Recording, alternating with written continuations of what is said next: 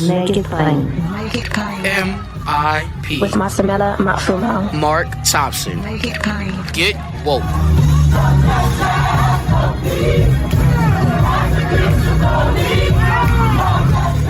Ladies and gentlemen, let me first of all apologize. We are all still operating from home, and so that creates some problems out of our control. And the workmen are working on the roof of my apartment building just above my head today. So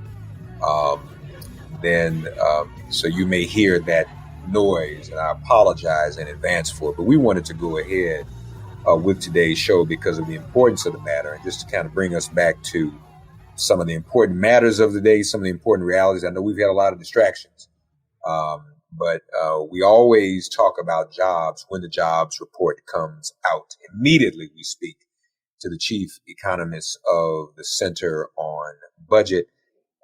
He joins us now. I apologize to all of you and to him for the noise. We're going to do our best. But we are thankful to have back with us Chad Stone, chief economist of the Center on Budget and Policy Priorities. Chad, bless you, man. I hope your holidays were as healthy and as blessed as they could be.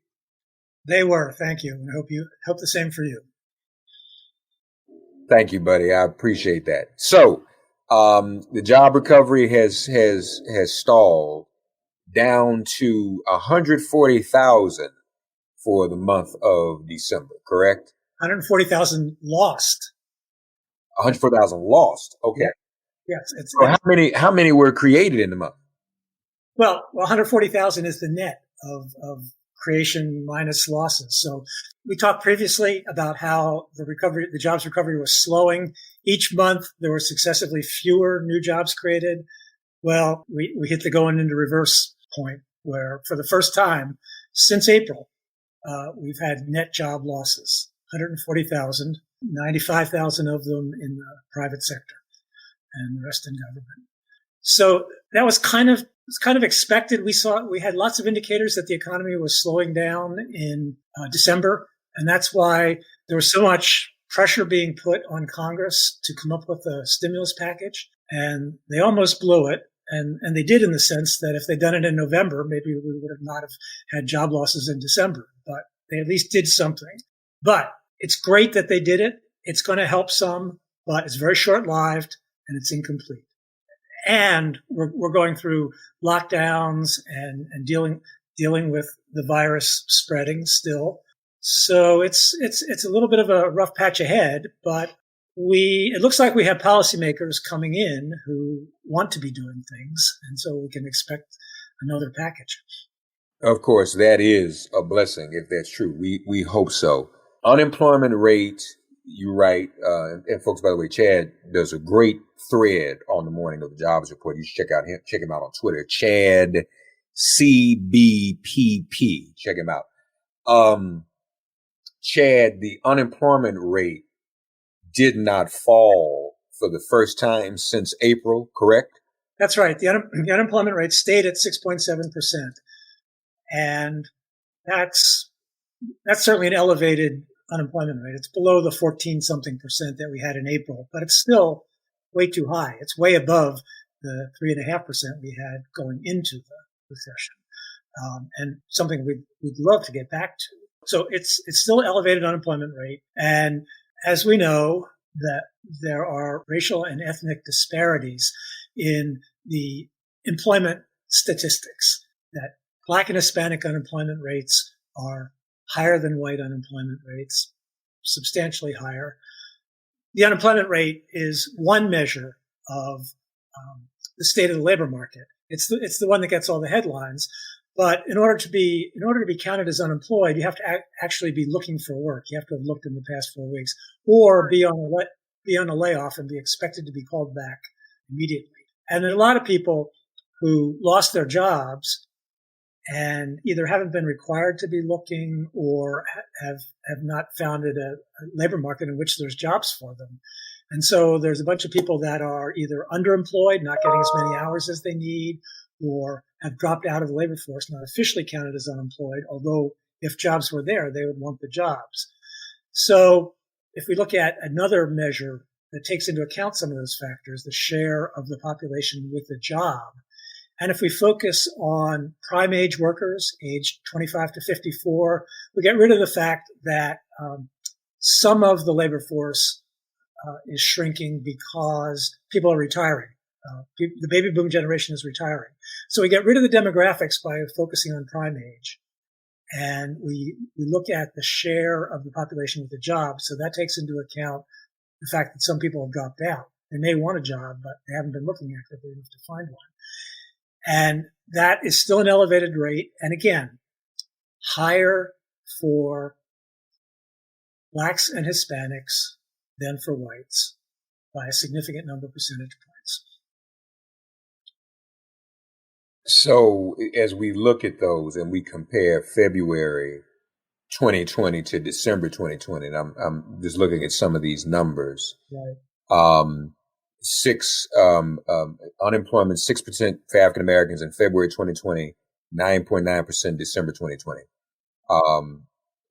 Hispanics 4.4% February 2020, 9.3% December 2020. And in terms of whites, 3% unemployment in February 2020 and 6% now in December of 2020, in spite of the fact that Trump is still, I mean, even Mick Mulvaney was saying after the Capitol riot that Trump has still done more for African American unemployment than any other president, and, you know, the best president since Lincoln and all of that. So just for the record, folks, that is what has happened. This is not getting better. And just to reiterate, we're talking about jobs in a lot of these places. These are people, you know, I've almost tried to even modify the use of the terminology frontline workers in the pandemic. We think the context for most frontline workers, which is not inaccurate, are people who are working in the healthcare industry and the hospitals and whatnot. And not just as physicians, but these are people of color cleaning the hospitals. And if they're not frontline in the hospital, they're frontline in the restaurant, the service industry, and the hospitality industry. And so that's where it's being hit. And I guess it's probably going to take years to do cross-reference or do a Venn diagram, frankly, Chad, as to how many of those people of color lost their jobs and got sick because they didn't have the luxury. I mean, you and I now are able, you know, we're working, we're home. Yeah. But these people don't have that luxury. It's probably going to take a while to kind of cull that information, because there's got to be, we know there's some overlap there, right? Right. Absolutely. And in fact, in today's jobs report, the Bureau of Labor Statistics report points out that the reason for the job declines and the reason that unemployment didn't go down is because of what's happening in leisure and hospitality and other virus affected industries. And in fact, now Latino is an ethnicity. There are blacks and there are whites. And the Latino share of the population with a job, prime age, was the one that went up the most since February. And it went up in December because, and so did the black rate, because of just what you're talking about, where the jobs were or are. That's the sector that gets hit hardest when you're doing the things you have to do to address the pandemic. But yeah, frontline workers have put their lives at stake, and then they can lose their jobs if your public facing jobs are the problem. That's how the virus spreads, and that's where lots of the lower paying jobs are, and where the job losses are. Now, if we get the vaccines going, which hopefully will get going better in a few weeks, they've started to get out, but not in a great way. But that's pretty critical to being able to have the economy open up and the jobs come back. And looking forward to seeing that happen. Right now, we're seeing the reverse of things are still kind of shut down because of the virus spreading. And just on that, to make a final point on that, Chad is right. The prime age population, that's 25 to 54 folks, there's about a 6% difference between white and Hispanic, white and black, in terms of those disparities. That prime age population with a job, now it's 71.1% for African Americans, 71.9% for Hispanics, 77.7% for whites. Let's stay on that for a minute, Chad, because, as always, we look to December for the seasonal jobs. This was a different kind of December. Obviously not as many seasonal jobs available, correct? Well, that's right. Now, the data get corrected, seasonally adjusted for the expected number of jobs or what has been the case in the past 3 or 4 years, the preceding 3 or 4 years. And of course, those were more normal.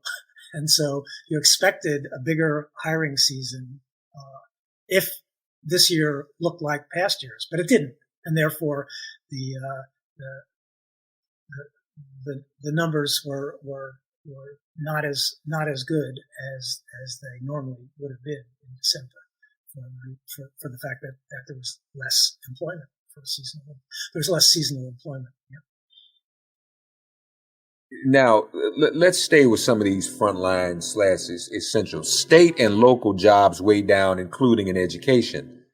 We're talking there too, aren't we, Chad, about not just teaching jobs. We know everything that goes to running a school: cafeteria workers, environmental service workers. We're talking about people of color there too, aren't we? Yep. And yes, and you're right that overall state and local government employment is down 1.4 million from February. And 1 million of those are in education.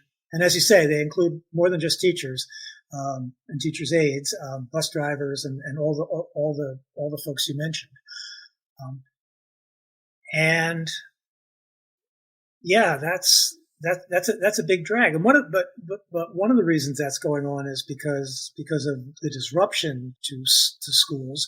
But another thing is that in state and local governments have to balance their budgets, and there was no substantial state and local government relief in the latest recovery package, and state and local government relief was got short shrift through the recovery packages, and the center on budget has pushed strongly for more federal aid to state and local governments so that they don't have to lay off workers, so that they don't have to cut services, so that they don't have to skimp on programs. And unlike the federal government, they can't just run a deficit. They have to either cut spending or raise taxes.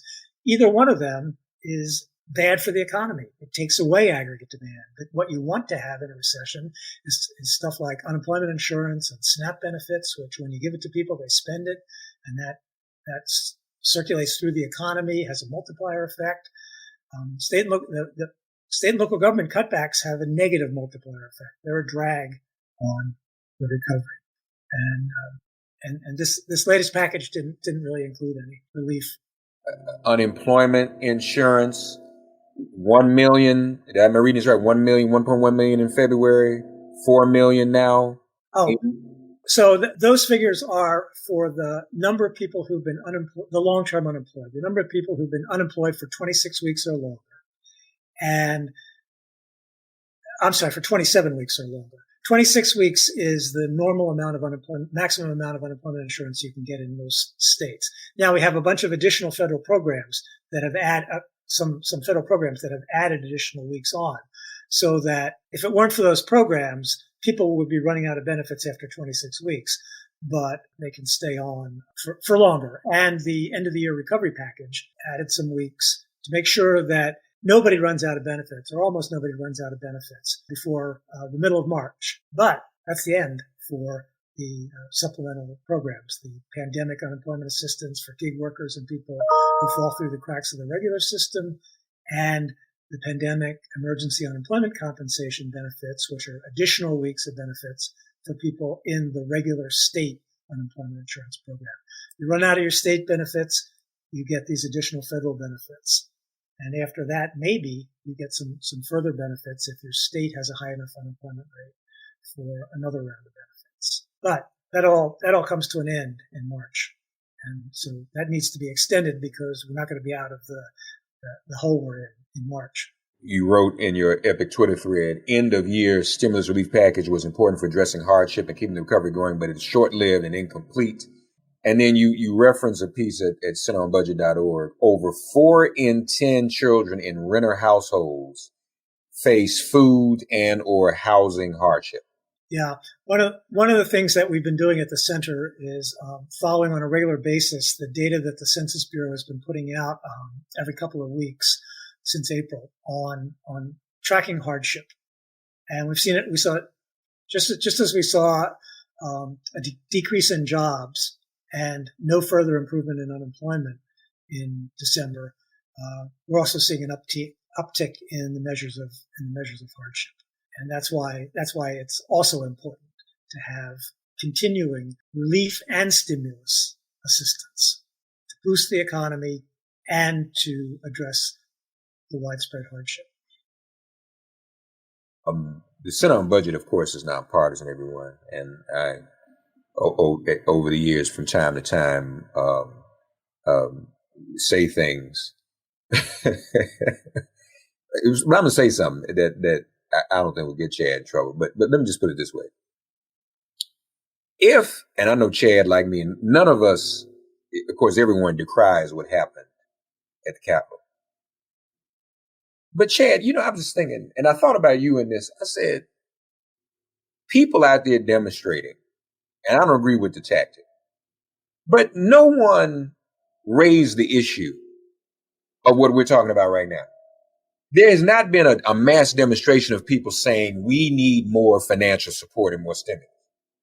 Now, if that was said, people would say, well, wait a minute now. Can't really disagree with that. And it just amazes me that people, because I'm looking at that crowd, some of those people probably can use some of these measures themselves, but not one word about that. It just goes to show you, this pandemic is a trip, man. That's all I got to say. Can't disagree with that. It's a trip. Yeah. If people want to be mobilized for something, be mobilized about what we're talking about right now and what's going to happen in March, not about an election fraud that actually did not. You don't have a demonstration for something that's not real. You have a demonstration for something that is real. And the very members of Congress that we know, who some of the same ones now who are saying, oh, this was so wrong. But these are the same people who have been fighting. What can people do with $600? Chad, that's a whole essay. You can probably write on that. How far does $600 go in a pandemic economy? Other than, the best you can get out of that is what? Groceries? Yeah. So $600 has two meanings in this recovery. There was the $600 a week of unemployment insurance that was great.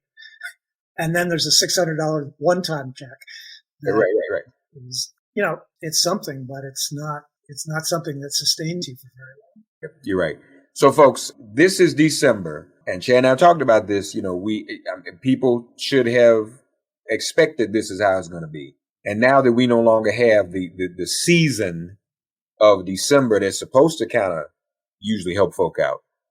What do January, just looking ahead, what do January and February do? Is there any sign or hope that things might get a little bit better in this next month or two? Well, January and February are not great months for jobs because people are being laid off from their seasonal jobs, or they're ending their seasonal jobs, and they're going on unemployment insurance typically. So the normal seasonal effects are for decline in jobs and employment. Partly that's weather related, but partly it's the fact that people were employed temporarily over the holiday season, and now they're not. So that's why it's so important that as we continue to do things that try to get the economy to be more open, there's money for people to spend, and there's unemployment relief benefits for them. So I believe that every effort will be made by the incoming administration to have more stimulus, and that will offset some of the negative things that might be happening anyway. I believe that we'll see the vaccinations spread.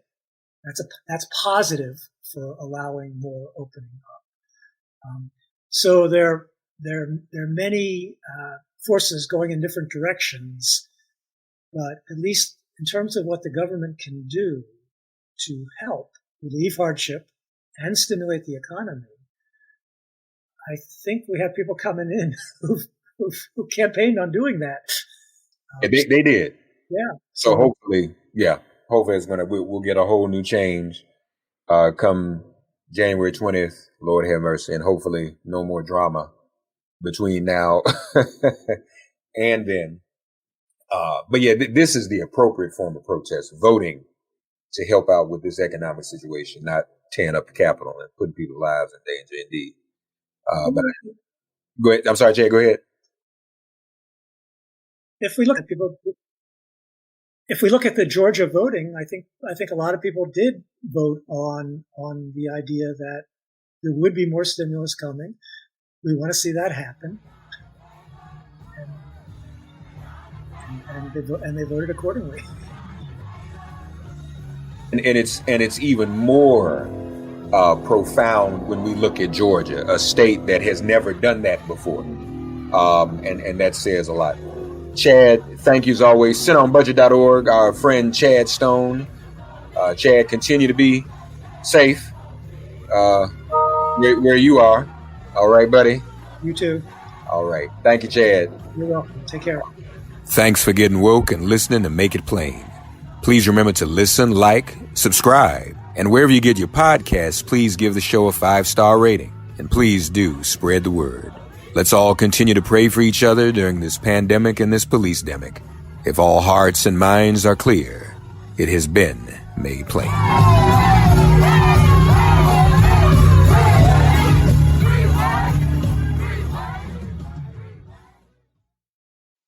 Not all bread is created equal. And if you like yours soft, fluffy, moist, and delicious, then Hero Bread and Buns should be your first choice. But Hero Bread isn't just about taste and texture. It's high in fiber with ultra-low net carbs with 0 grams of sugar. Order today at hero.co and use the code AH10 to get 10% off your first purchase. That's AH10 at hero.co, HERO.co for 10% off your first purchase.